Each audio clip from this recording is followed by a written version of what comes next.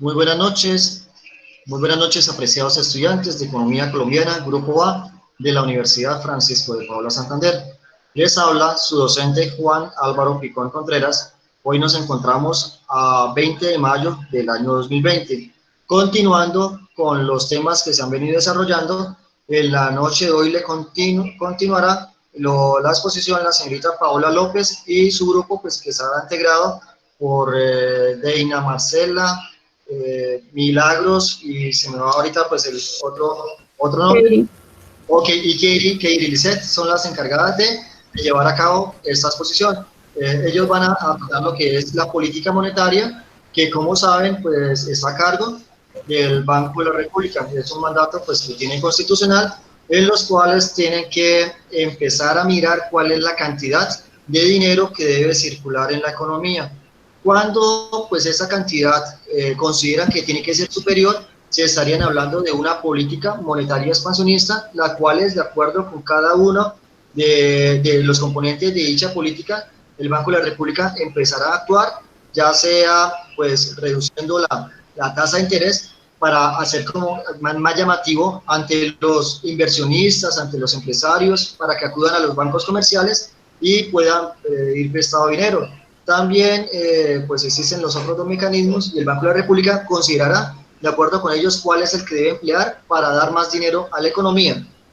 Caso contrario, se estaría hablando de una política monetaria contraccionista cuando se necesite recoger dinero en la economía. Todo eso se hace en aras de evitar que se presenten problemas o inflacionarios o inconvenientes en el que haya una baja productividad y con ello conduzca a que se presenten situaciones no deseables de desempleo.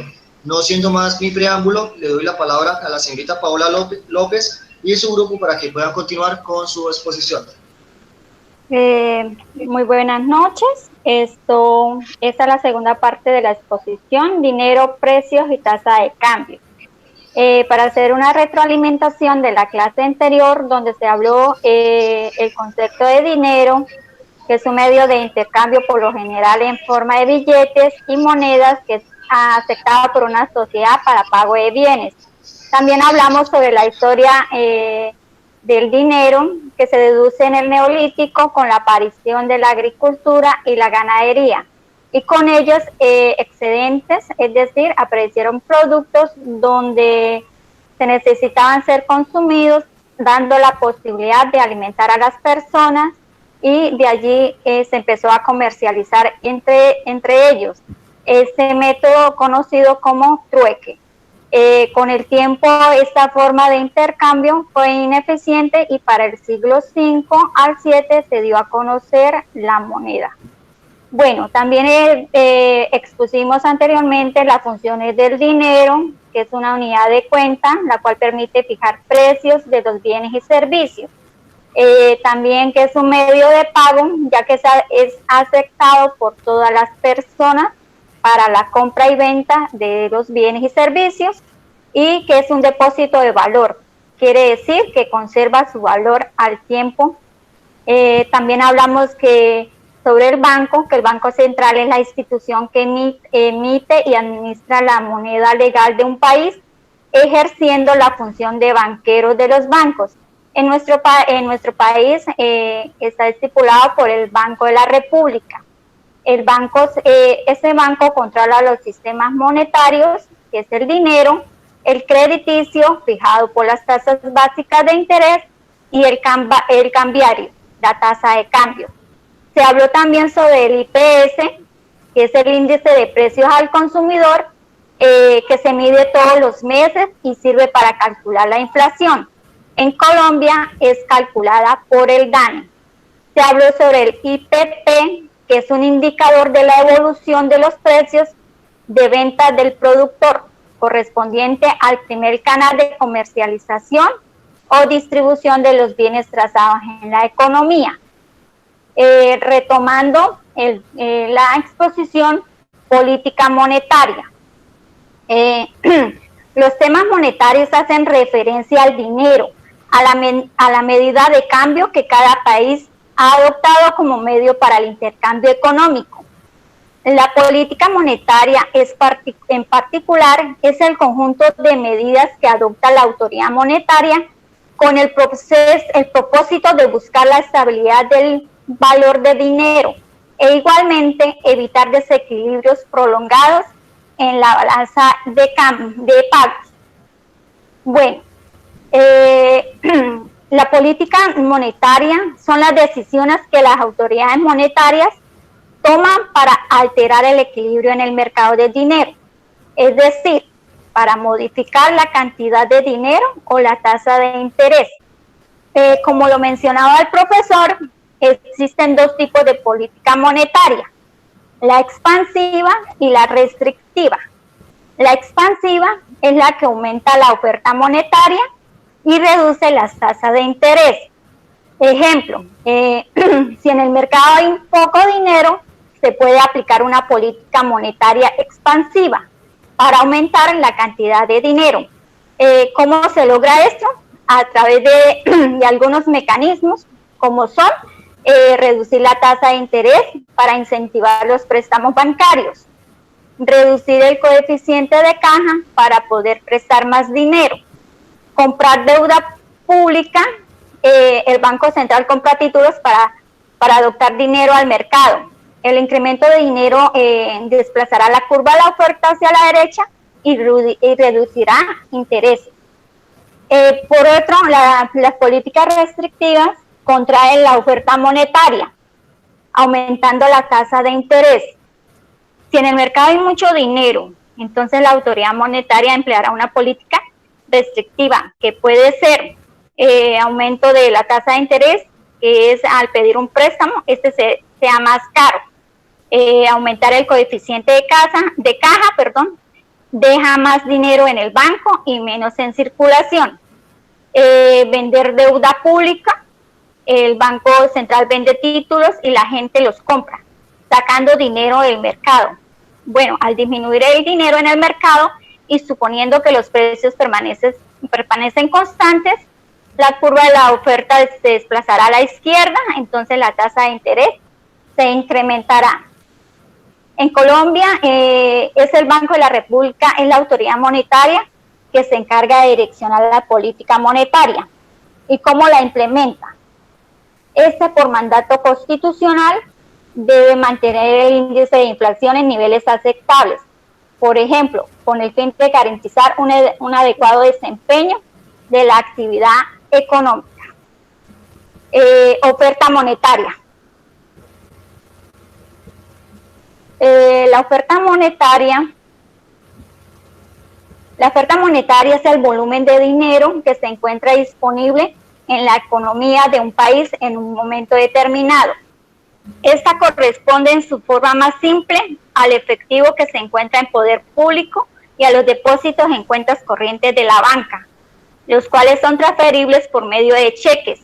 La oferta monetaria tiene una fuerte influencia sobre aspectos como la inflación y la desaceleración de la economía. Bueno, la oferta monetaria es también conocida como oferta de dinero.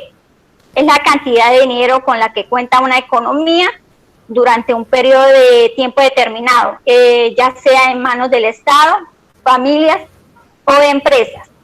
Esa oferta monetaria se genera mediante la base monetaria o el dinero circulante y es determinada por el sistema bancario central de dicho país junto con el sector privado.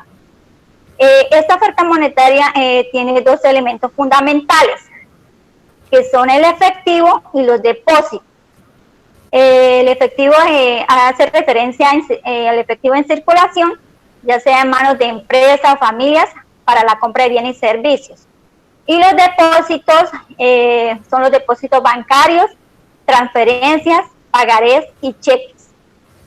A continuación tenemos un gráfico donde hay definiciones de dinero. Este gráfico se obtuvo desde el año 2018 de la fuente del Banco de la República, donde podemos observar que en el agregado tenemos efectivo, M1, M2 y M3. El efectivo hace referencia al dinero que circula en la economía, el dinero legal, la base monetaria. Es la cantidad de billetes y monedas en manos de los ciudadanos.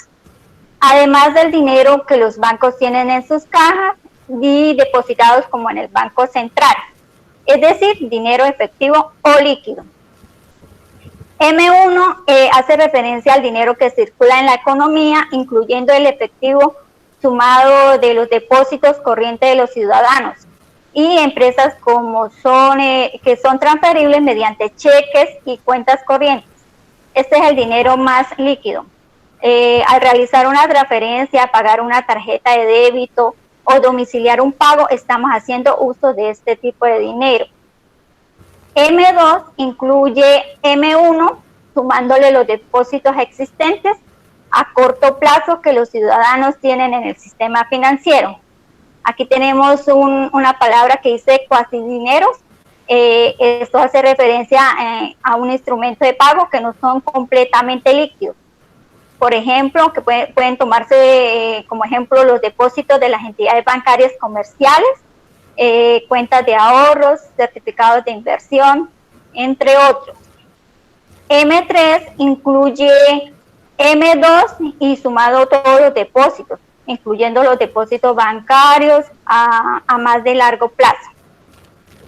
Bueno, como se observa en la gráfica, el cuadro nos ilustra estos conceptos, así como su magnitud en Colombia a finales del 2018. Se aprecia el efectivo es apenas equivalente a un 6,6% del PIB, mientras que la totalidad de M1 se eleva a un 11,9% del Producto Interno Bruto.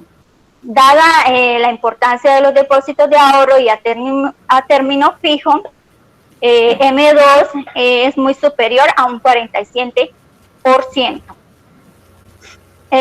Si se dedujo en una comparación internacional y siguiendo cifras del Banco Mundial, que el monto de M2 como proporción del PIB en Colombia se encuentra por encima de Argentina, que es de 28,5%, de Ecuador de 37,3% y México 37,8%. Y es similar al de Perú de 47,3%. Sin embargo, es muy bajo si comparamos con países como Chile, que tiene un 76,9%, o países asiáticos como Japón, Malasia y Tailandia, donde es superior al 100%. Esto implica que la profundidad financiera es todavía baja en Colombia, lo que quiere decir que podríamos utilizar mucho más dinero dado el tamaño de nuestra economía. Listo, a continuación sigue mi compañera Deina.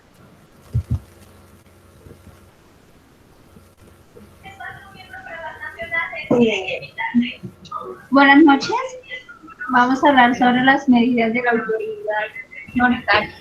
El Banco de la República, autoridad monetaria en Colombia por mandato constitucional, debe mantener el índice de inflación en niveles aceptables con el fin de garantizar un adecuado desempeño de la actividad económica. Está la inflación y la deflación. Para que exista un buen desempeño en la economía debe haber un equilibrio entre el dinero que se encuentra en circulación y los bienes que se encuentran disponibles en la economía. Entonces vamos a hablar sobre la inflación.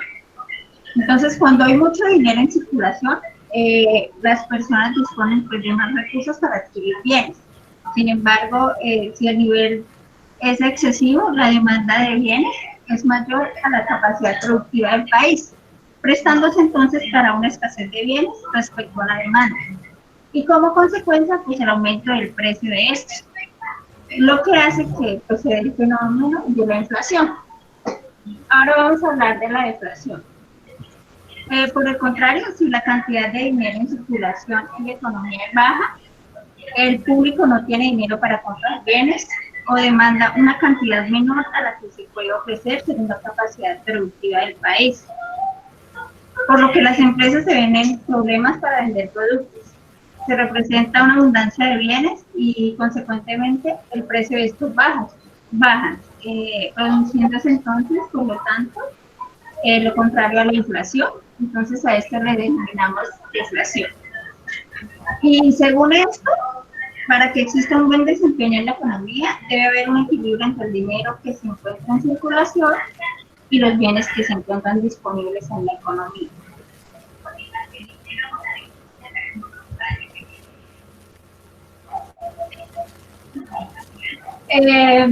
Herramientas del Banco de la República.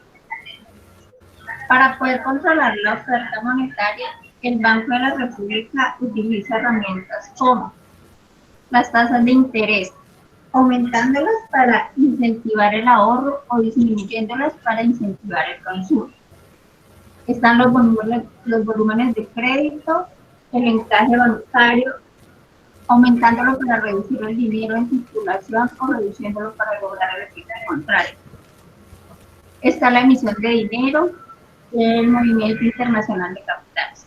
La política monetaria está estrechamente ligada a la política cambiaria para fiscal, cuando la autoridad monetaria debe otorgar créditos al sector fiscal o financiarle su déficit presupuestario.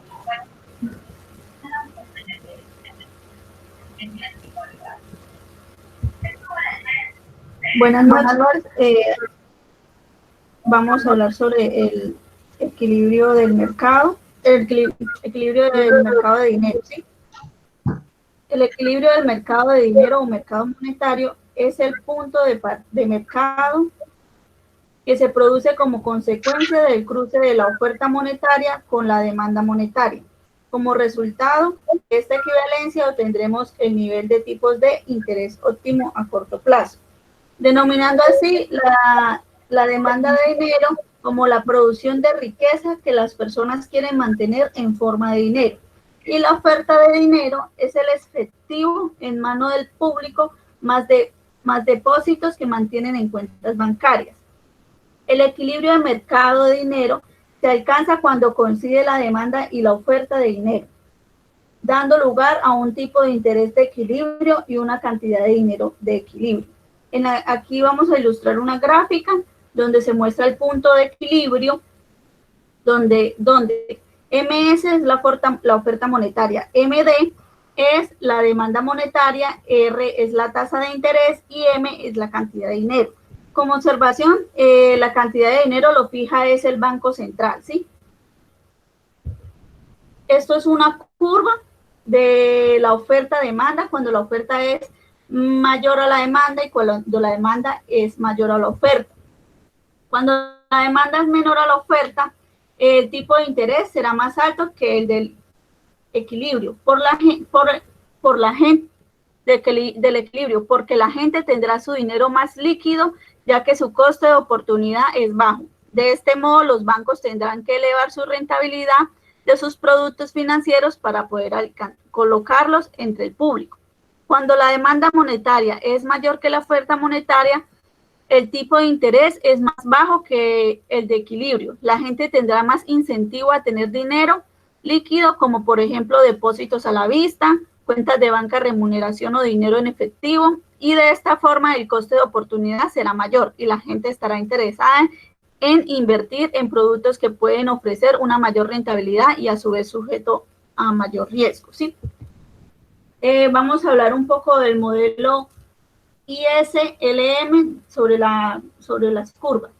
Es una herramienta macroeconómica que muestra la relación entre dos tipos de interés y la producción real entre el mercado de bienes y servicios y por tanto en el dinero. Es decir, este modelo intenta explicar los dos mercados de una economía, que son el mercado de bienes y el mercado de dinero. Ahí podemos observar las dos curvas, ¿sí?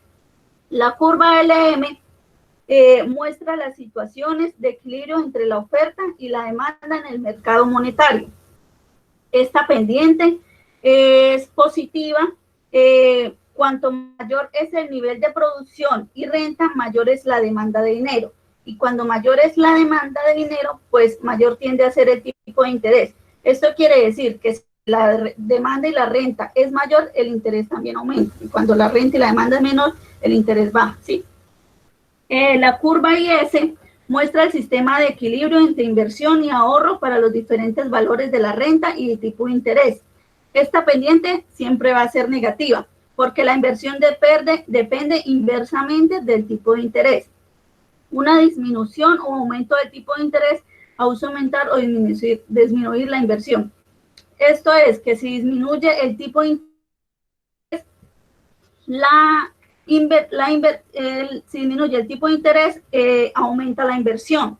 Y si aumenta el tipo de interés, la inversión disminuye. Para que la curva sea desplazada hacia la derecha y hacia la izquierda, se tienen ciertos criterios, ¿sí? Para que la curva IS se desplace hacia la derecha, tiene que aumentar el consumo, la inversión y los gastos públicos y reducir los impuestos para que se pueda mover la curva IS hacia la derecha. Para que se mueva a la izquierda, tiene que ser lo contrario, ¿sí? Baja el consumo, baja la inversión, bajan los gastos públicos y suben los impuestos. Para que la curva LM se desplace hacia la derecha, solamente se tiene en cuenta que aumente la oferta monetaria. Y pues al revés, para que la oferta se desplace hacia la izquierda, para que la curva LM se desplace hacia la izquierda, cuando baje la oferta monetaria.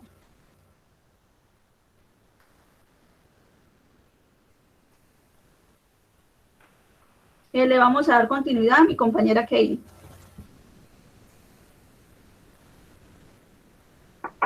Bueno, buenas noches. Miren lo que es la política cambiaria. Política cambiaria, bueno, es un conjunto de decisiones y acciones que se llevan a cabo para administrar una moneda nacional en relación con otras monedas mediante pues la elección de un régimen cambiario. La política cambiaria atiende el comportamiento de la tasa de cambio de divisas. Es un tipo de cambio que equilibra el tipo de cambio nominal con el tipo de cambio real. Bueno, tenemos como el tipo de cambio real, pues es el precio relativo de los bienes entre diferentes países. Pues se define usualmente como la relación entre el poder de compra de una divisa en relación con otra divisa. Y el tipo de cambio nominal es la cantidad de unidades de moneda extranjera que podemos obtener con una moneda local. Tenemos que se da con la implementación de instrumentos y medidas aplicadas por un gobierno con el objetivo de regular el tipo de cambio de una moneda. La política cambiaria busca el tipo de cambio ideal de una divisa, ya que el tipo de cambio tiene efecto directo sobre diversos aspectos de la economía de un país y es definitivo en el manejo de la inflación y las exportaciones e importaciones. Tomando un caso particular, por ejemplo, si la escasez de dólares eleva su precio, beneficiando la exportación, por lo tanto el Banco Central debería sacar dólares a circulación. Cuando hay muchos dólares en circulación, por el contrario, se cotizan a menor precio, beneficiando a los importadores que compran dólares para comprar productos del extranjero. En este caso, el gobierno deberá retirar dólares de circulación para equilibrar el tipo de cambio. Pues se dice que los tipos de cambios débiles y propician el atractivo de las exportaciones al hacer uso de materias primas del país, haciendo que sean más económicas en el exterior. A su vez, fomentan que las empresas nacionales compitan con las importaciones al encarecer sus productos, ya sean bienes o servicios. Tenemos algunos tipos de políticas que pueden ser de cambio fijo, que es el tipo de cambio fijado por la autoridad, por la autoridad económica. Tenemos de cambio flexible, que depende del equilibrio del mercado de la divisa. Y hay uno que es el restante, que es una flotación sucia. Se va ajustando el tipo de cambio según lo estime la autoridad económica. Ahorita pasamos de lo que es la intervención bancaria. Bueno, esa política del Banco de la República busca mantener una tasa de inflación baja y estable. Asimismo, contribuye en la preservación de la estabilidad financiera y del sistema de pagos. Pues la autoridad bancaria busca incrementar el nivel de reservas internacionales para reducir la vulnerabilidad externa y mejorar las condiciones de acceso a créditos externos. Mitigar movimientos de la tasa de cambio que no reflejan claramente el comportamiento de los fundamentales de la economía y que pueden afectar negativamente la inflación y la actividad económica. Moderar desviaciones rápidas y sostenidas de la tasa de cambio respecto a su tendencia con el fin de evitar comportamientos desordenados en los mercados financieros. Tenemos que esa intervención también para garantizar la compatibilidad con la estrategia de inflación. Dice, para garantizar la contabilidad de la intervención bancaria con la estrategia de inflación objetivo, las compras y ventas de divisas son esterilizadas en la medida necesaria para estabilizar la tasa de interés de corto plazo en el nivel que la Junta Directiva del Banco de la República considere coherente con el cumplimiento de las metas de inflación y la devaluación de productos alrededor de su nivel potencial. Pues acá, pues en los ejemplos tomamos de que el Banco Central, en este caso en Colombia, pues es el Banco de la República quien hace estas intervenciones. En la decisión de intervención se tienen en cuenta sus beneficios, sus costos para el país y su efecto en los estados financieros del banco. Los montos de compra de divisas se determinan de tal manera que el nivel de liquidez externa del Banco de la República cubra el déficit externo, los pagos de deuda externa y otros potenciales movimientos de capitales. Bueno, tenemos en Colombia algunos mecanismos aprobados por el Banco de la República, mecanismos de intervención. Entre eso están las ventas de opciones PUB. Opción PU es una opción de venta que otorga al comprador el derecho, pero no la obligación de vender en el futuro un activo al vendedor de la opción a un precio determinado previamente. Y tenemos, pues son opciones de venta de divisas al banco, o CAL, que son opciones de compra de divisas al banco. Pues PUC, opciones de venta, y CAL, opciones de compra. En CAL tenemos una opción de compra de un derivado financiero que otorga al comprador el derecho de comprar en el futuro un activo al vendedor de la opción a un precio determinado. Pues dentro de esos tenemos que ahí se pueden los mecanismos de venta de opciones PUC para el control de la volatilidad de tasa de cambio, venta de opciones PUC para la acumulación de reservas internacionales y venta CAL para la desacumulación de reservas internacionales. También otro de los mecanismos es la compra o venta de divisas, que puede ser compra o venta de divisas de forma directa en el mercado cambiario o compra y venta de divisas mediante subastas competitivas. Ahora tenemos lo que es la flexibilidad cambiaria. Así como el banco hace su intervención, pues también hay una flexibilidad, que es un tipo de régimen cambiario en el que el valor de la moneda es fijado sin intervenciones de las autoridades monetarias. Es considerado un elemento fundamental para estos objetivos. En un régimen con flexibilidad cambiaria, la tasa de cambio opera como una variable de ajuste ante los choques que recibe la economía, reduciendo la volatilidad de la actividad económica. Permite utilizar de forma independiente la tasa de interés como un instrumento para acercar la inflación y el producto de sus valores deseados. Reduce los incentivos a la toma excesiva de riesgo cambiario por parte de los agentes de la economía, lo cual es vital para mantener la estabilidad financiera. Volviendo un poco de lo de la intervención bancaria, esas divulgaciones se hacen en concordancia con la transparencia que caracteriza el régimen de inflación objetivo La divulgación de la intervención cambiaria siempre debe ser oportuna. En la intervención cambiaria a través de subasta, los montos de las mismas se anuncian con anticipación y los montos aprobados ejercidos se divulgan el mismo día de la intervención. En el caso de las intervenciones discrecionales directas en el mercado, se le informa al mercado al final de cada mes el monto de intervención durante los 5 primeros días hábiles del mes siguiente. Bueno, profe, hasta ahí es lo que teníamos preparado para hoy. Okay. Acerca de dinero propio y tasas de interés. Listo. Muchísimas gracias por la intervención de todo este grupo. Pues estuvo como muy completo lo que fue la exposición. Katie, por favor, colabórame con el micrófono.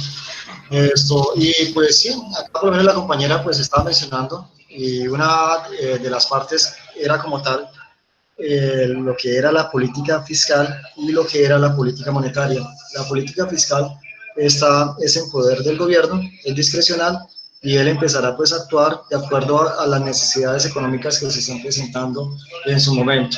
Lo hace a través de la vía de los impuestos y a través de la vía del gasto público. En una situación como la que estamos viendo ahorita, en la que pues la producción empieza a disminuir, el Producto Interno Bruto tenderá también a disminuir, por lo que estamos en una situación de contingencia por la pandemia que se está dando. El gobierno intentará pues actuar a través de una política fiscal expansionista, que lo que trata es o incrementar el gasto público y disminuir los impuestos. Ya cuando son situaciones distintas, entonces cuando se está aplicando una política fiscal contraccionista, emplea totalmente lo contrario, empieza a achicar el Estado a través de la reducción del gasto público y empieza a incrementar los impuestos. Ahí por lo menos lograron las niñas mostrar lo que era la presentación. No sé si de pronto ustedes alcancen a visualizar en sus pantallas, en sus computadores, muy bien lo que está el cuadro de fondo. Sí, sí, señor. Si lo alcanzan a ver bien, entonces vamos a mirar ahí. Ahí por lo menos, es lo mismo que estaban mostrando en la diapositiva, pero entonces vemos ahí que existe un punto de equilibrio, están las dos curvas, que es la curva LM, que es la curva del mercado de dinero, que viene dada por una pendiente positiva.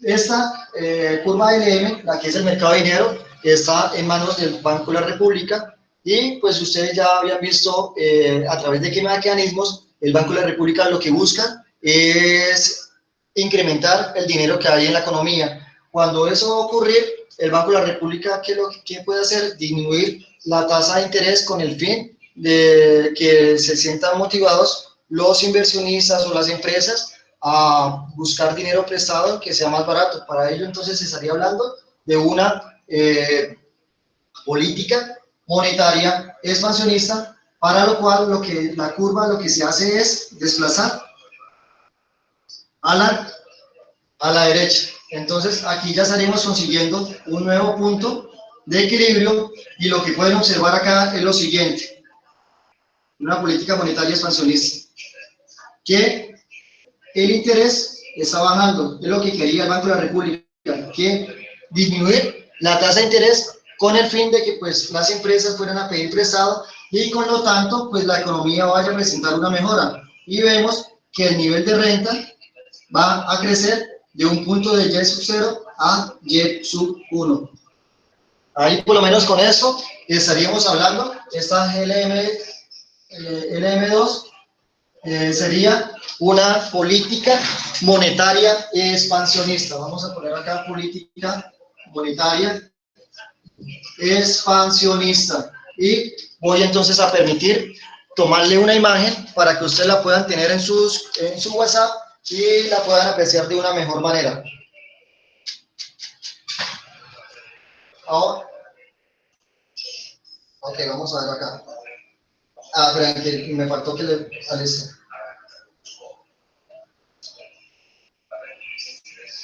Ya les envío. Entonces, ahí en el gráfico estaríamos hablando de una política monetaria expansionista.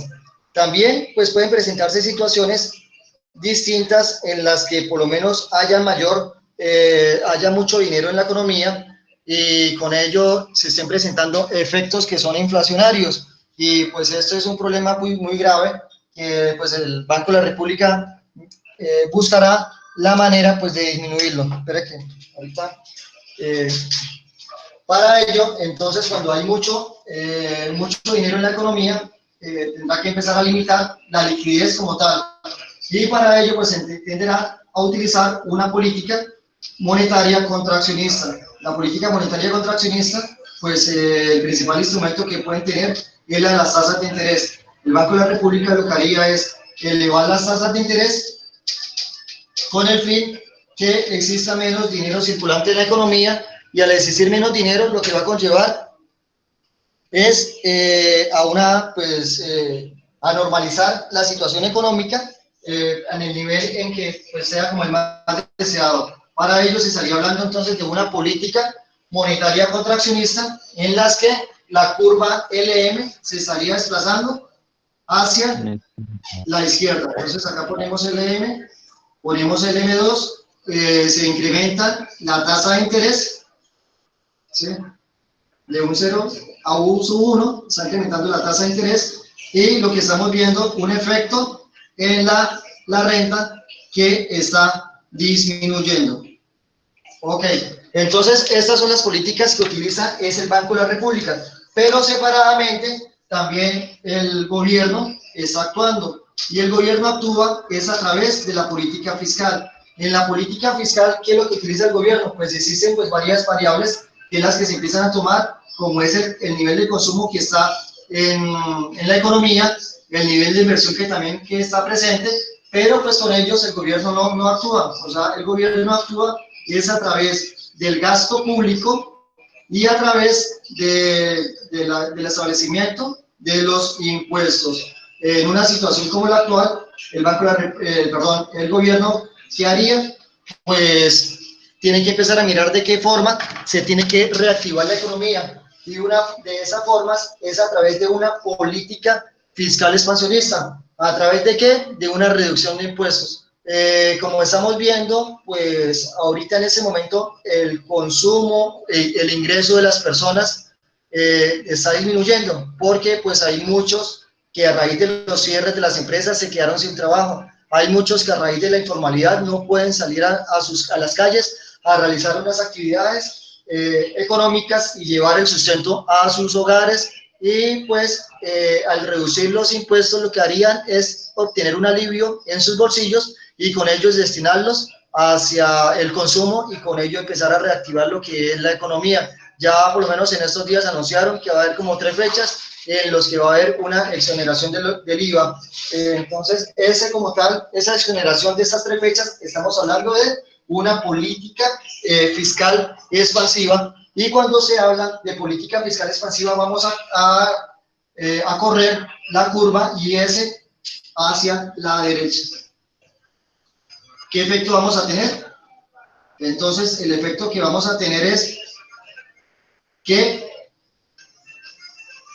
la tasa de interés se va a incrementar, pero lo que busca el gobierno como tal es eso.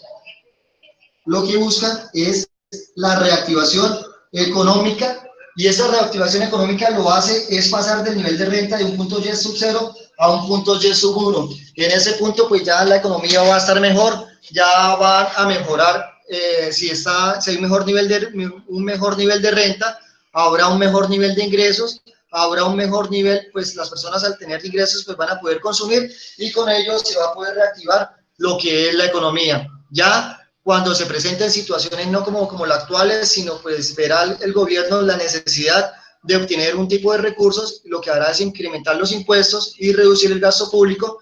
Para ello lo que estaría haciendo es una política fiscal contraccionista, en los cuales la curva IS, en lugar de desplazarse hacia la derecha, se estaría desplazando es hacia la izquierda. Entonces, pues esto es más o menos lo que tenían preparado estas niñas. No sé si de pronto tengan alguna pregunta, si alcanzaron a ver, o si de pronto le hace falta que le envíe esta otra foto para que les quede un poco como más claro en sus pantallas. A ver, jóvenes, no lo escucho.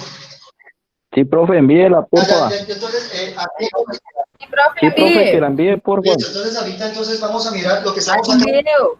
Es una política fiscal expansionista. Entonces pongamos política fiscal expansionista. Ustedes ya habían visto las variables que habíamos empleado, entonces las que utiliza el gobierno como tal es con el vía gasto público y vía T, que son los impuestos. Entonces voy a enviarle la imagen cuando es una política fiscal expansionista, que es la que se debería por lo menos aplicar en estos momentos de confinamiento.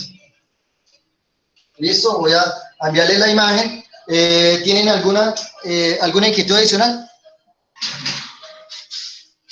Jóvenes, permítanme, les voy a enviar la imagen.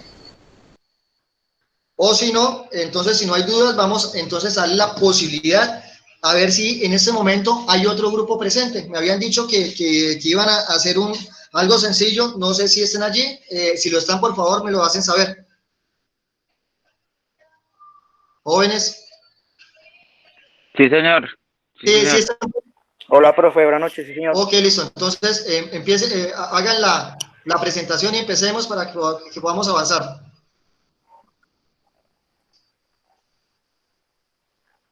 Sí, entonces, cuando estén en la presentación, me recuerdan los nombres de ustedes, los que van hablando, para ir también tomarlos en cuenta, y pues también como va quedando en la presentación.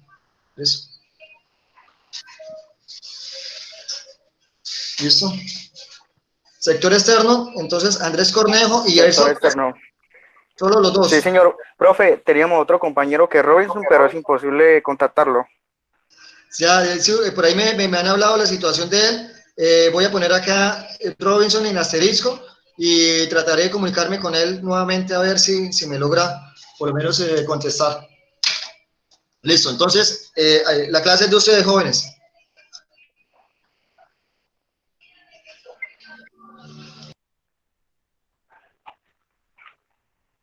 Listo, profe. Bueno, este señor, Joseph Stiglitz, conceptualizó la globalización como el resultado de la reducción de costos de transporte y la disminución de las barreras artificiales al comercio a través de las fronteras. Este señor fue, pues, premio Nobel de la Economía en 2001. ¿Sí? En esta gráfica podemos ver cómo la proporción del comercio en el PIB mundial ha crecido de manera considerable desde el año 1960. En los años 80 se presentó un leve retroceso debido a la implementación generalizada de medidas proteccionistas en varios países. Sin embargo, hubo una tendencia creciente en el año 1990 debido a la liberación comercial y se orientó a la economía hacia sectores más competitivos. ¿Sí? En el año 2008, el comercio representaría casi el 60% del PIB mundial y para el 2009 el intercambio comercial se redujo como resultado de la crisis global. En teoría, la globalización convierte el mundo en un mercado donde el capital, el trabajo, la tecnología, la mercancía e información se mueve libremente de un país a otro. Sin embargo, la globalización en práctica, lo que es la barrera migratoria, especialmente la migración de trabajadores de países en desarrollo a los países desarrollados, generan conflictos políticos muy graves. También las brechas tecnológicas son muy amplias. En cuanto al comercio de bienes y servicios, la gran mayoría de países aún imponen los aranceles a sus importaciones y como también muchos países también imponen restricciones de movimiento del capital. Esto quiere decir que la globalización es todavía un proceso incompleto.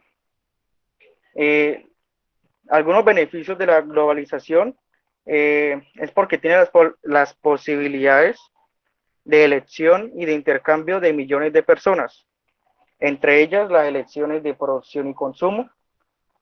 Aumenta también los flujos de información al alcance de los individuos así como la competencia entre las empresas, lo cual genera mayor eficiencia y disciplina en los mercados. Como también tiene beneficios, también la globalización implica riesgos y amenazas, y es porque parte de los resultados no van a ser iguales para todos los países y mucho menos para todas las personas. La globalización genera riqueza, pero esto no significa que mejore las condiciones de vida para todos. Significa que va a haber un resultado donde habrán ganadores y habrán perdedores. Aquí continúa mi compañero Jair. Buenas noches. Encontramos que en la contabilidad, en el comercio exterior, en- encontramos que la balanza de pagos son todas las transacciones que de los ciudadanos de un país que realiza con el resto del mundo y se registra contablemente en la bolsa de pagos. Existen dos tipos de transacciones, que son las corrientes y las de capital. Las corrientes, pues, son todas aquellas relacionadas con el intercambio de bienes y servicios con el exterior. Son corrientes en la misma medida que no tienen implicaciones futuras. Las transacciones de capital se originan obligaciones o derechos que más adelante tienen repercusiones. Por ejemplo, en el endeudamiento en el exterior implica el pago a futuro de intereses, lo cual afecta la balanza de pagos en los siguientes periodos. ¿Me colabora, compañero? La balanza de pagos se divide en las cuentas corrientes y cuenta de capital. Estas son las sumatorias, lo cual se identifica el valor de las reservas internacionales de un país, que al sumar la cuenta corriente, balanza de pagos, más la cuenta de capitales, nos da igual al cambio de las reservas internacionales. Andrés, ¿me colabora? Gracias. Encontramos también que cuando el país incurre con un déficit en las cuentas corrientes que no alcanza a ser financiado con los estados de capitales, se registran en cuentas de capital, que es necesario que el Banco Central disminuya sus tendencias de reservas internacionales. El saldo de las cuentas corrientes es el resultado de sumar los tres balances. ¿Cuáles son nuestros tres balances? Los bienes y servicios no factorales, los servicios factorales y las transferencias. También encontramos que en el cambio las reservas internacionales es equivalente al saldo de las balanzas de pagos. Las reservas internacionales, ¿qué son las reservas internacionales? Son depósitos u otros activos financieros en una moneda extranjera que posee el Banco Central. En este caso, en la parte de Colombia, sería el Banco de la República.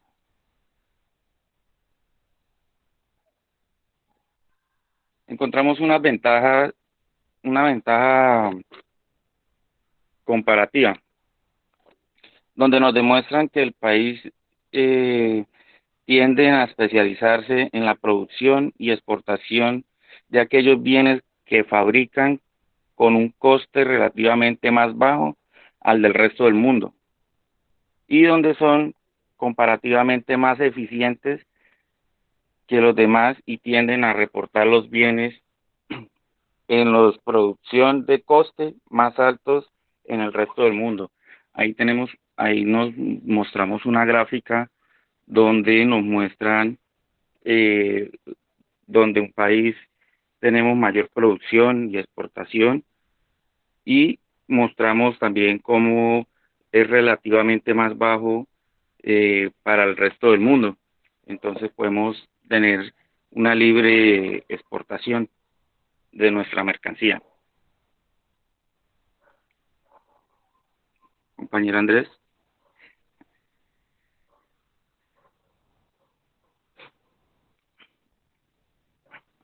Andrés, por favor. Se cayó.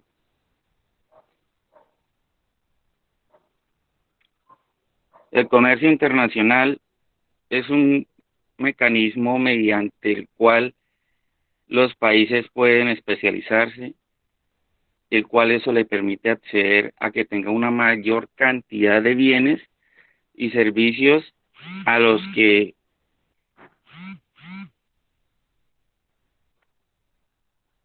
depositan en caso de ser económicas cerradas. Compañero Andrés nos va a hablar un poco sobre este tema, sobre el comercio internacional.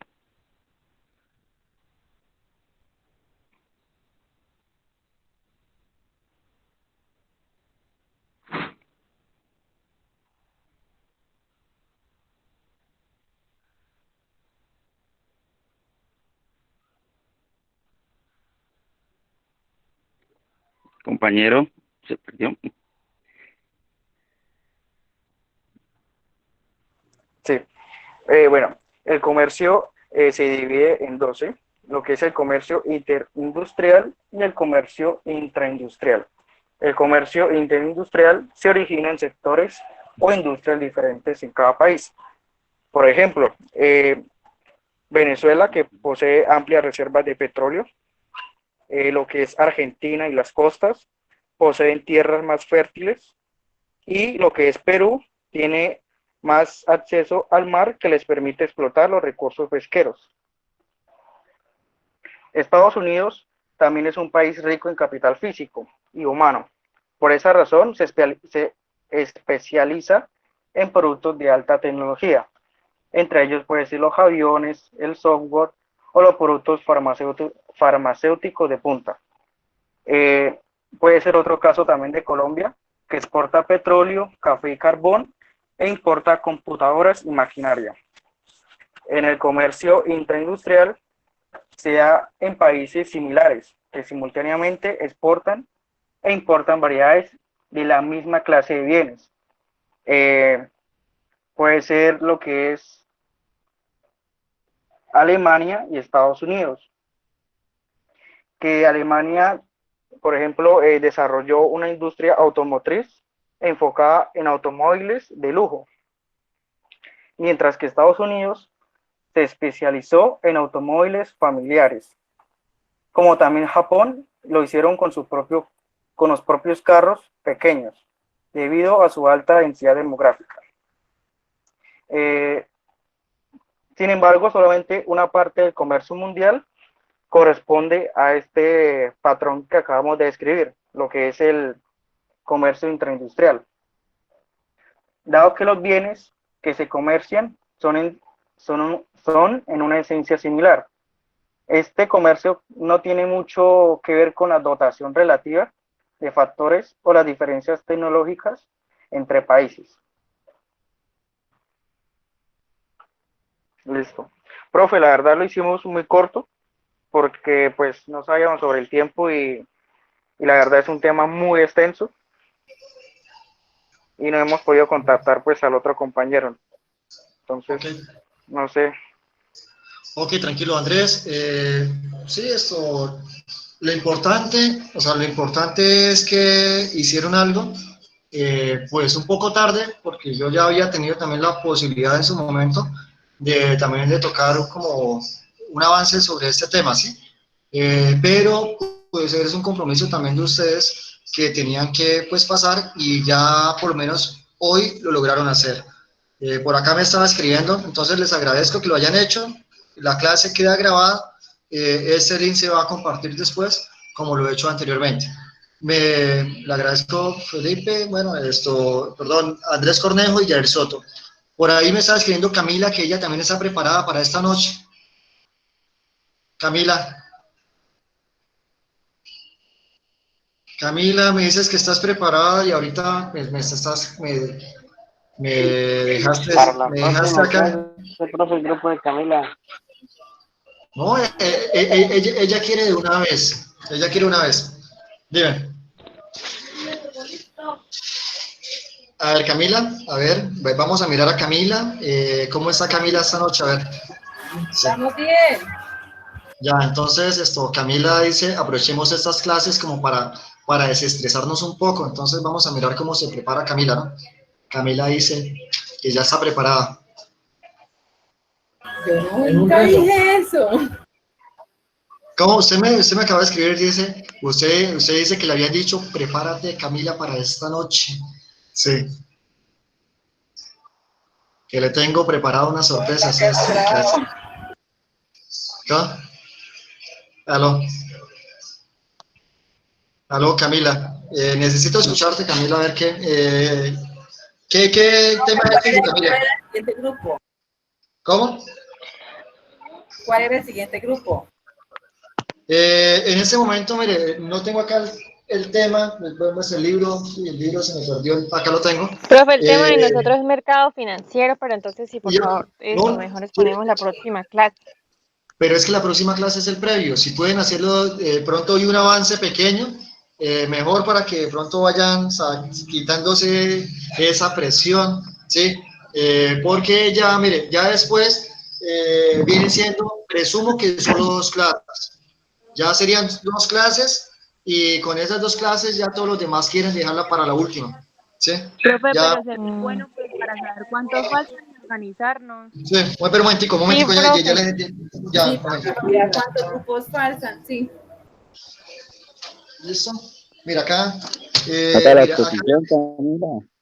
Mira, acá ya tengo el texto, mire, tengo el texto y lo que les puedo decir lo siguiente, ya tuvo la oportunidad de pasar el grupo de, mire, de Keiri, Milagros, están hablando de dinero, precios y tasa de cambio, sí. Es el que estaban hablando. Y el siguiente tema es el suyo, el tema 8, que es mercado financiero. Ya quedan muy pocos, quedan el tema del mercado de trabajo, el de pobreza y desigualdad y el de política social. Creo que son estos 3 temas más que quedan junto con el suyo. Sí. Paola, ¿me colaboras con el micrófono, por favor, ahorita? Listo. Camila, entonces queda mercado financiero, mercado de trabajo, pobreza y desigualdad y pobreza social. Quedan 4 grupos y creeré que de clases quedan solo 2. Sí, profe, nosotros vamos a... Es decir, o sea, el mercado de trabajo sigue después del parcial. Ok, listo, ya, bueno, como quieran. Si ustedes consideran que están mejor preparadas, pues mucho mejor, van a tener 15 días para que puedan prepararlo muy bien, ¿listo? Por lo menos ya hoy tuvimos la oportunidad, ¿no? Y con ello no saturamos tanto el segundo previo, porque el segundo previo, pues el tema de dinero que estuvo, pues acabaron de terminar de exponer, pues el manejo de la curva IS, la LM, lo que es el mercado de dinero, ¿sí? Lo que es la política, bueno, la unión de la política fiscal y monetaria, la curva LM, IS, y esto, ¿y qué? Y ahorita, por lo menos, este tema del sector externo ya se había tratado, pero de pronto por allí pueden volver a salir como unas 2 preguntitas en el previo, ¿ok? Entonces, si Camila así lo desea, pues no te puedo de pronto llegar y obligar. Además, ustedes ya creeré que están un poco como agotados y pues... Uy. Sí, entonces les agradezco mucho. Voy entonces a terminar lo que es la grabación y continuamos hablando de otros temas, ¿listo? Entonces les agradezco mientras tanto para despedirme. Entonces, bueno, jóvenes de Economía Colombiana, me dio mucho placer haberlos escuchado en la noche de hoy, y especialmente a los 2 grupos que tuvieron la posibilidad de pasar. La próxima clase nos estaremos encontrando para el segundo previo, en el que espero que les vaya muy bien. El señor Luis dice que va a preparar muy bien ese previo para lograr subir esa nota. La señorita Rosa dice que también va a pasar un 5. Jean Valery, pues, dice que también se va a preparar de la mejor manera. Les agradezco mucho, señorita Goyeneche, pues dice positivo, siempre positivo. La señorita Goyeneche dice que la recordarán cuando pasa un camión de Coca-Cola por el frente. Eso. Sí. Ya, uy, ya. Venga, terminemos la clase, entonces le deseo feliz noche y seguimos hablando. Recuerde la grabación. Gracias, profe. Ok, un momento. Más bien adelante, ¿cómo va a ser el